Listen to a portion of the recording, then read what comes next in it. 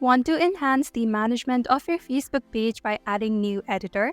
I'm Emily, and in this tutorial, I'll walk you through the steps to add editor on Facebook page. Let's get started. First, open Facebook. Then switch to your Facebook page by tapping on the hamburger icon at the top right. Then tap on the icon next to your profile picture. After you have switched, tap on the hamburger icon at the top right again. Go to your page profile. Tap on See Dashboards. This is where you can view all your insights. Scroll down, then tap on Page Access.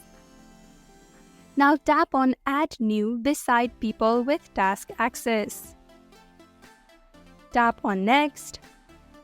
Then search the username of the person that you want to add. Then select what the editor would be responsible for. Then tap on Give Access at the very bottom. This is how you add new editor to Facebook page. Thank you for watching Online Help Guide. Hope this video was helpful. If it was, then hit the like button and comment down if you have any questions or feedback.